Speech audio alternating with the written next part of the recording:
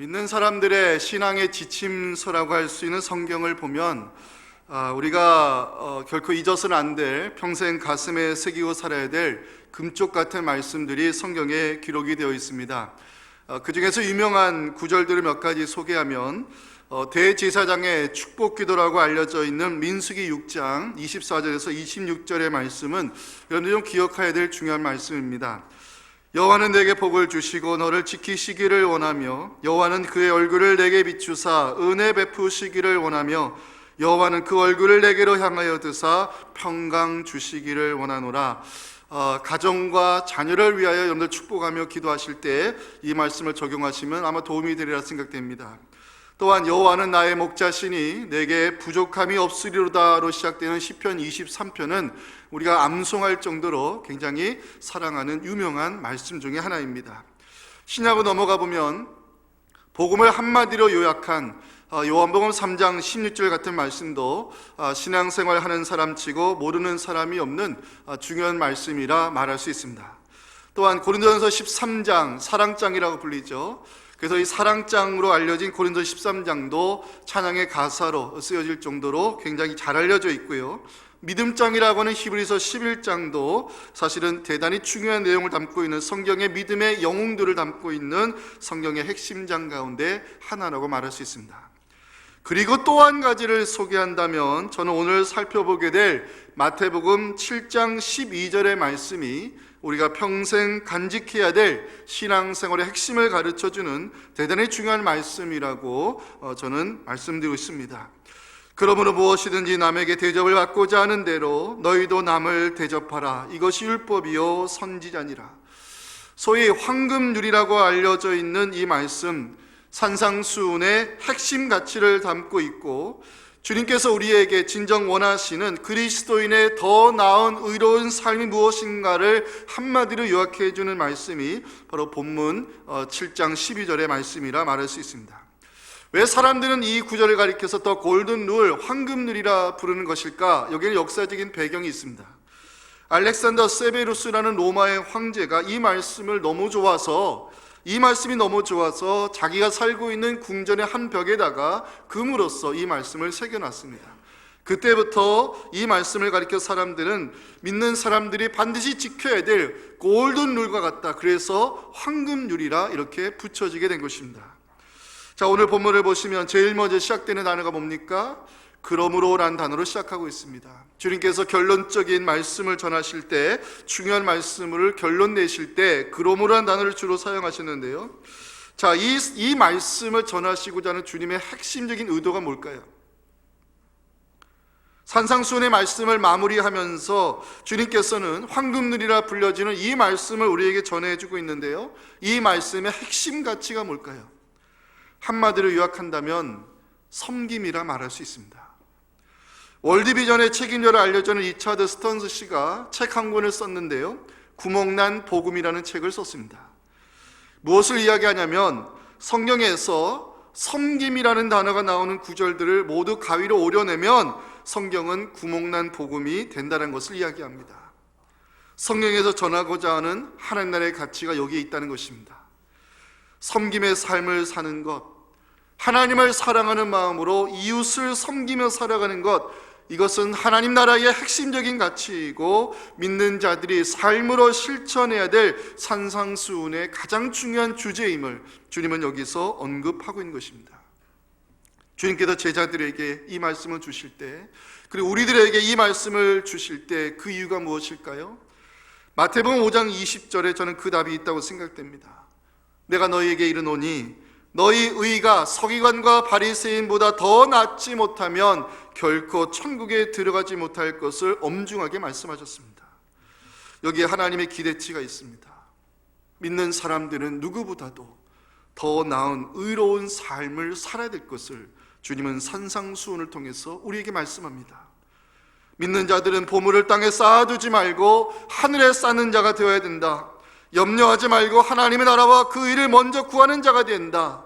비판하지 말아야 된다. 하나님의 뜻을 구하는 기도자의 삶을 살아야 된다는 이 모든 산상수훈의 말씀들은 모두가 다 우리를 향한 하나님의 기대치, 믿는 자들은 누구보다도 더 나은 의로운 삶을 살 것을 하나님 요구하시기에 주님은 산상수훈을 통해서 이 말씀들을 들려주고 있는 것입니다. 이러한 천국 시민의 의로운 삶이 어디서 절정을 이루는가, 이것을 알려주는 것이 바로 본문 마태복음 7장 12절의 말씀입니다. 소위 황금률이라 불리는 이 말씀을 오늘 우리의 목소리로 다 같이 읽도록 하겠습니다. 시작. 그러므로 무엇이든지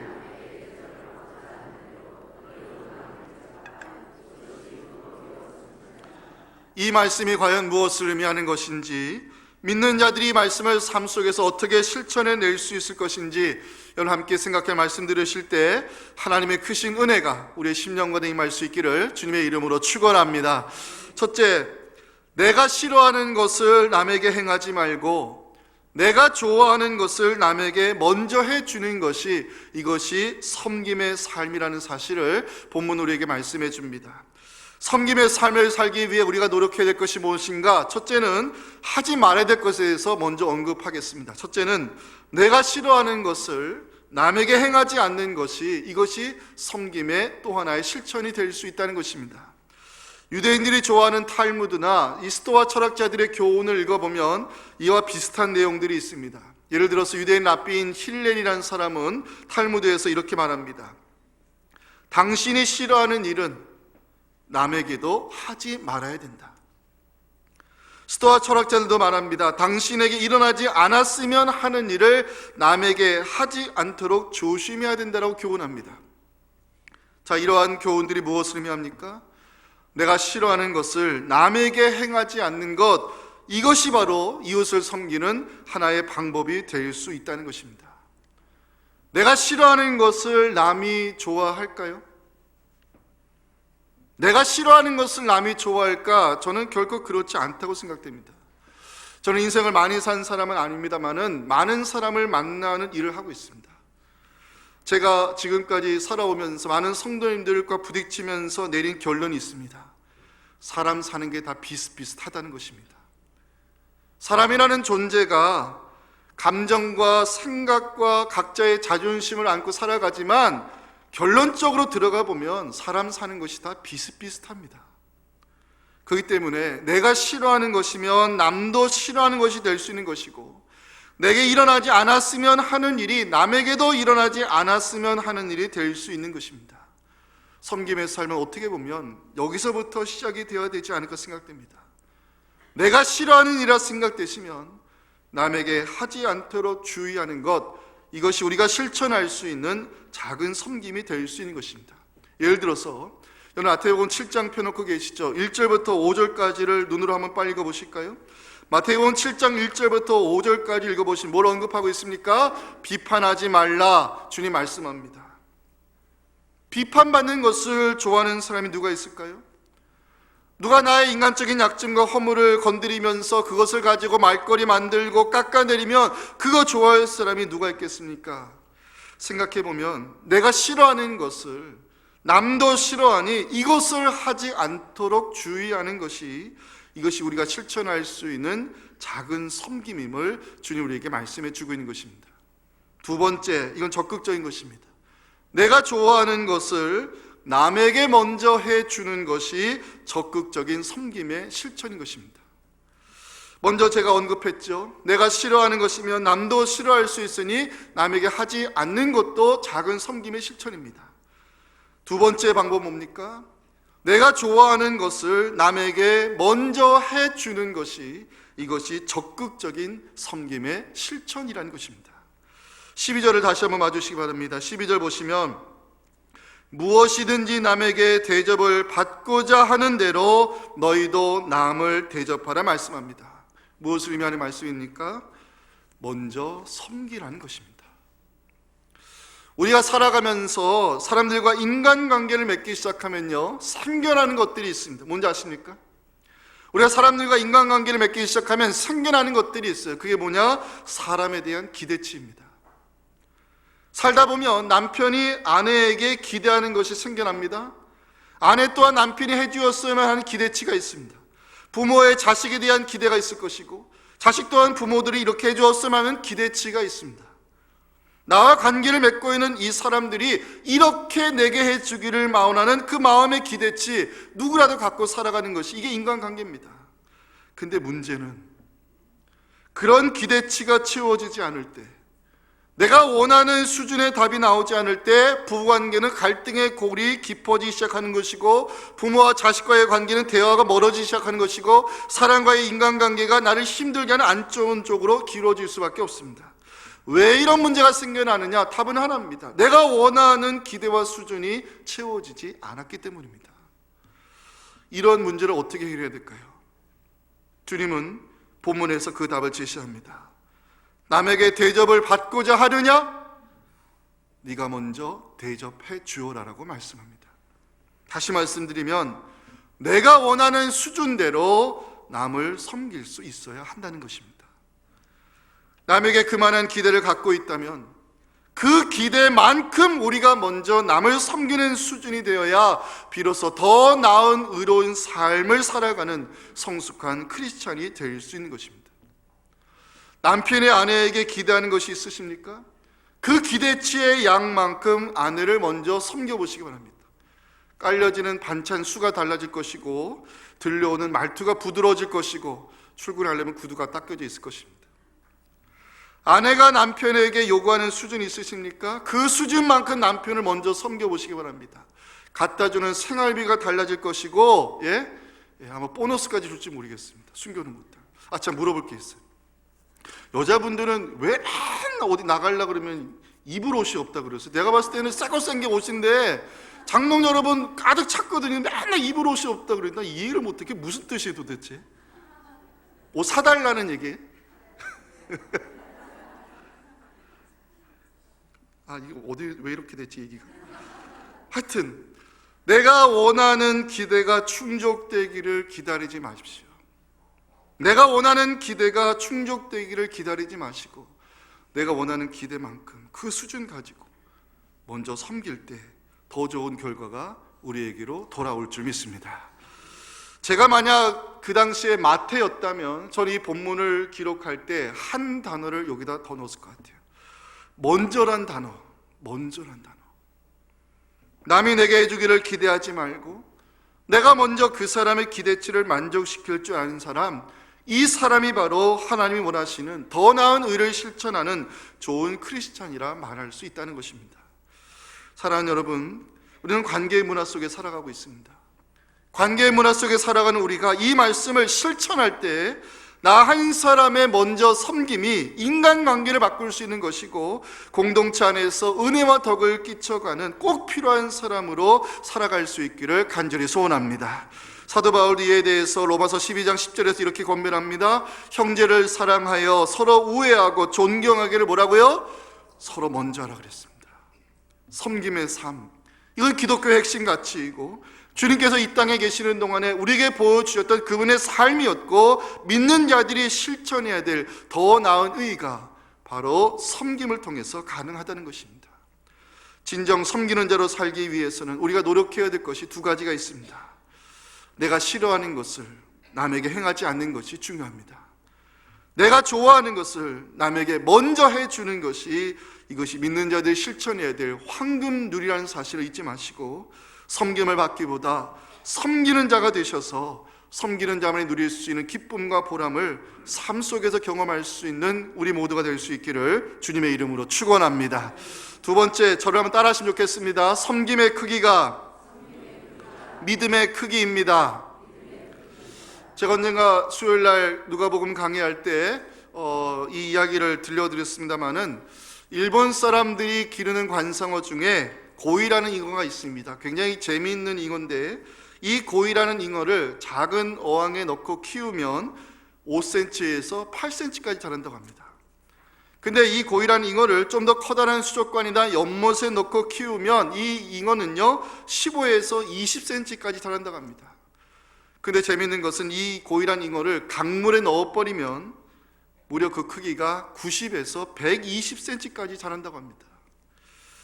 고이라는 잉어는요 자기가 활동하는 세계의 크기에 따라 난쟁이 물고기가 될 수도 있고 대형 잉어가 되기도 한다는 것입니다. 저는 이 이야기를 책으로 읽으면서 이런 생각을 갖게 되었습니다. 믿음의 크기에 있어서만큼은 난장이가 돼서는 안 되겠구나. 믿음의 크기에 있어서만큼은 난장이가 되어서는 안 되겠구나. 이런 생각을 갖게 되었습니다. 여러분, 우리가 하나님부터 받은 것이 많은데 하나님부터 받은 선물 중에 최고의 선물이 뭔지 아십니까? 저는 단연코 믿음이라고 말씀드리고 싶습니다.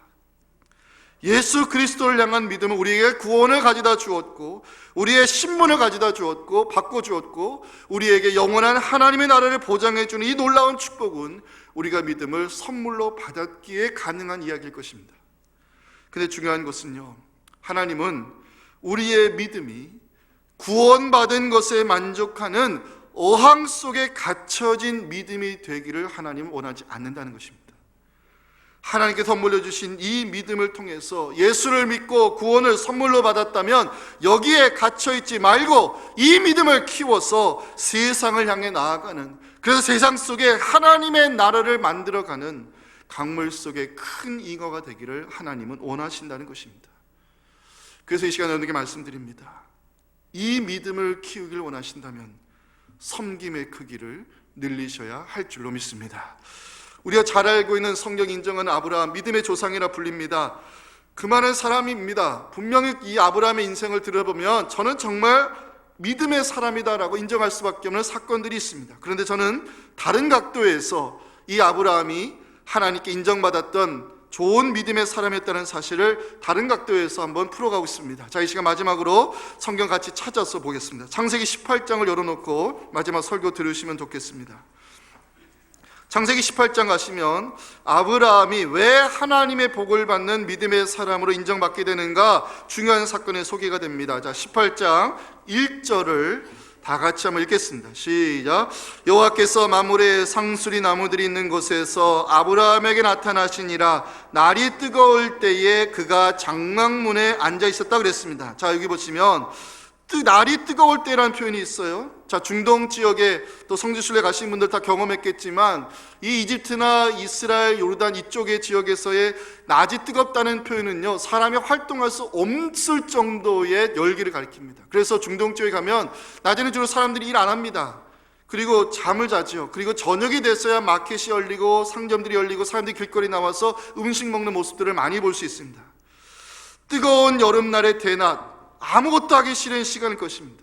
사람의 방문이 귀찮은 시간입니다. 그런데 아브라함은 좀 달랐습니다. 다가오는 나그네를 향해 아브라함이 어떻게 반응합니까? 우리 2절부터 5절까지를 우리 같이 한번 읽기를 원합니다. 시작.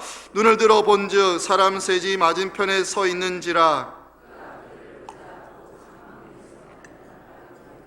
몸을 땅에 굽혀 이르되 내 주여 내가 주께 은혜를 입었사오면 원하건대 종을 떠나 지나가지 마시옵고 물을 조금 가져오게 하사 당신들의 발을 씻으시고 나무 아래에서 쉬소서. 내가 떡을 조금 가져오리니 당신들의 마음을 상쾌하게 하신 후에 지나가소서. 당신들이 종에게 오셨음이니이다. 그들이 이르되 내 말대로 그리하라.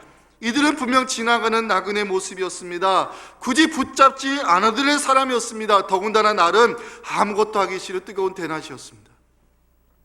그런데 아브라함은요, 이 지나가는 나그네의 발목을 붙잡고서는 들어와 쉬라고, 내가 당신들에게 떡을 대접할 수 있는 기회를 달라고 애원하기 시작합니다.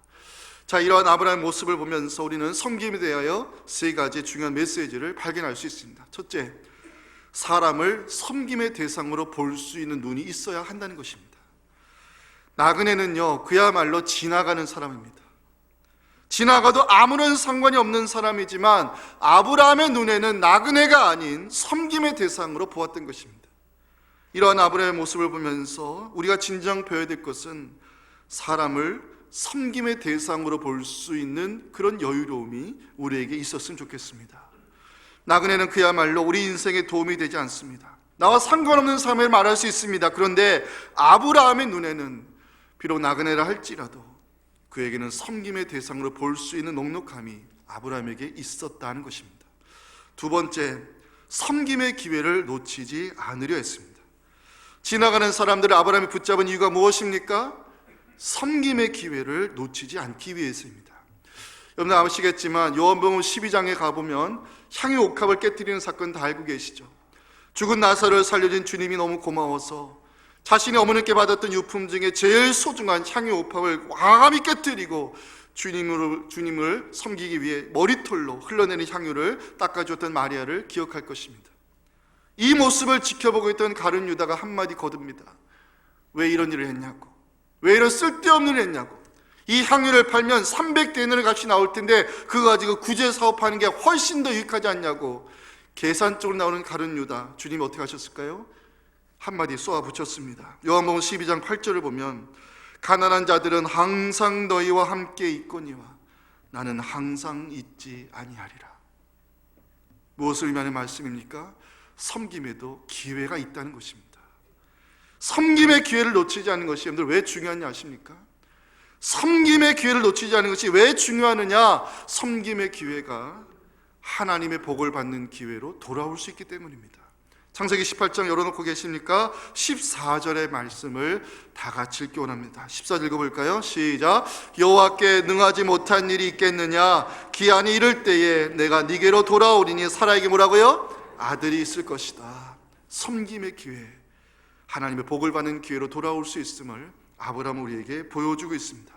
세 번째, 아브라함의 섬김 속에서 배워야 될 것은, 아브라함의 섬김은요 형식적인 것이 아니라 가장 좋은 곳으로 섬기려 했습니다. 그 당시에는 유목민들이 살던 시대였기 때문에 이동하는 지역들마다 텐트를 쳐놨습니다. 지나가는 나그네들이 유목민의 텐트를 보면 잠깐 쉬었다 갈 수도 있었고, 그 유목민들이 나그네들을 위해서 떡을 대접하는 것이 그 당시의 풍습이었습니다. 이런 시대를 살아가는 아브라함이었기 때문에 아브라함도 나그네를 대접하는 것이 자연스러웠을지 모르겠습니다. 그런데 아브라함의 섬김은 습관적인 형식적인 섬김이 아니라 진심으로 우러나오는 섬김이었다는 사실을 알 수 있는 구절이 있어요. 18장 7절을 보시기 바랍니다. 7절을 보시면 아브라함이 가축되어 있는 곳 달려갑니다. 왜요? 기름지고 좋은 송아지를 잡기 위해서. 이들이 누굽니까? 지나가는 나그네들입니다. 한 번 보면 다시는 볼 수 없는 사람들입니다.